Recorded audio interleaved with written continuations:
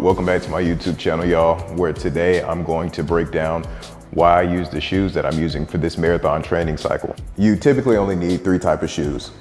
You need a daily trainer. That's where you're going to be putting the majority of your miles on. You're going to need a tempo or threshold speed shoe where you're going to be doing a lot of your speed workouts. And then last but not least, you're going to need a long run shoe for the longer runs that you're doing throughout your training cycle. So whenever we're talking about a more serious or experienced runner, that's when you're typically going to need anywhere between 4 to 6 pair of shoes, depending on what you're training for. So for me, since I'm training for a marathon, I'm using about 4 pairs. I got a carbon fiber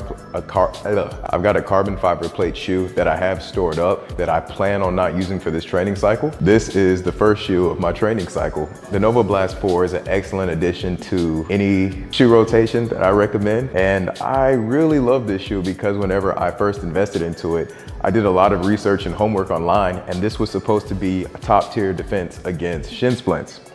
So this has not disappointed in the least bit at all. I love everything about this shoe. It can take the daily ground and pound. It can be used as a recovery shoe. And if I need to pick up speed, it might not be able to go as fast as a typical interval shoe, but I can go pretty fast at a steady pace whenever I really need to pick it up in these shoes. It has very good padding. It's a lightweight shoe.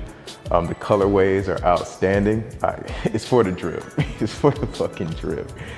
But this is an excellent shoe. This is one of my favorites. This is the OG. This is the ASICS Nova Blast 4. And you can generally get this anywhere between 140 to 160 US dollars. As far as the Nova Blast 4 on a scale of 1 to 10, I'm going to give this shoe a 8.4 out of 10 because even though it's not as good as the Nova Blast 5, it's an exceptional shoe. So the next shoe of my rotation is the big brother of the ASICS Nova Blast 4. This is the ASICS Nova Blast 5. And unpopular opinion, I think the Nova Blast 5s are way better than the Nova Blast 4s. I'm like the only person that thinks that, but here's why I do. I find that my recovery runs are a bit friendlier on my joints whenever I use this shoe. And it's pretty much easy to cruise on an easy run as well. I like this shoe too because I can use this for steady efforts. In fact, whenever I first got this shoe, it was a different variation last training cycle or 2 training cycles ago. I ended up taking this shoe for a 24-mile run at a steady pace and it felt incredible. It was well under 50 miles that I had the shoe. So maybe it was because it was fresher and it had fresh foam, but I really love this shoe. So overall, 10 out of 10, this is my favorite shoe of my rotation so far. This is my go-to, I can depend on her. So this is gonna cost you anywhere between 150 and 160 US dollars. I would rank this shoe on a scale of 1 to 10. I'm going to give her a strong 8.7 out of 10. The next pair of shoes that I use is for my tempo and my threshold efforts. So this is my speed shoe. This is the Saucony Endorphin Speed 3s. Hold on, I'm lying. This is the Saucony Endorphin Speed 4s. And I can't say enough about their colorways. These are some of the freshest motherfucking shoes that I have. One thing that separates them from the Nova Blast 4s and the Nova Blast 5s, beside the actual brand, is the stack height. Less cushioning than the other shoes that I mentioned before, but it does have a nylon plate, which basically propels you to move forward. I like this as a speed shoe because it makes it easier for me to increase my paces and it absorbs a lot of the shock that I gain from running on hard surfaces. I prefer to use these on the track, but you can use these for road running as well, and it would definitely get the job done. Online articles would tell you that this is a great shoe that you can use as an everyday shoe. If you're a beginner, you might be able to get away with that. Let's say you're putting in anywhere between 20 and 30 miles a week. Yeah, that's fine, that'll get it done.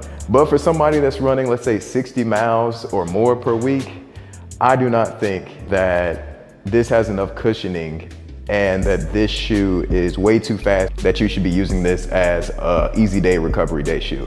I find that it's very easy to pick up the pace in this shoe and it is very hard for me to slow down in it. But this is what I use for my tempo and my thresholds efforts. I really love this shoe and try it out. This shoe was gonna cost you 180 to 200 US dollars. So keep that in mind whenever you're using this. I still think it's worth the shoe. I'm going to rate this shoe on a scale of 1 to 10. For what it's good for, I'm gonna give it an 8.5. Just because it is a very good fast shoe, 8.5 out of 10. And last but not least, this is my long run shoe that I'm using this training cycle. This is the ASICS Superblast 2. It's a very good long run shoe. It has an excellent stack height. It's definitely easier for me to run at steady paces in this shoe. It's an excellent carbon fiber plate shoe alternative. Let me just be real. Okay. So the reason that I'm using this shoe as a long run shoe and as a tempo effort shoe is just because I don't want to use the carbon fiber plate until it's actually time for race day or around that time. So this was the next best thing that I could find. There's nothing exceptional about this shoe at all. It is great for preserving your joints. I've heard a lot of great things about this shoe, but for me, the verdict is still out. I've only have let's say 20 miles on them, and I like to get to at least the 40 to 50 mile marker before I make a really big decision on these shoes. But these aren't bad. As a matter of fact, on a scale of 1 to 10, I would give these so far, I'll give these a 8 out of 10. Most people have these shoes ranked a lot higher.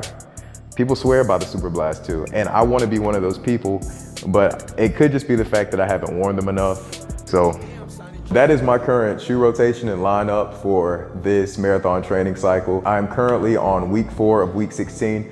So far, the shoes have been excellent. Check out my other video as far as a good dynamic warm-up routine that I have laid out for you that I posted about a week ago. If you use that routine in conjunction with getting shoes like this, it's going to give you a really big advantage and help you train smarter and not harder. So those are my shoe selection. Please feel free to comment below what you think the best shoes are and what you're currently using in your shoe rotation. And until next time.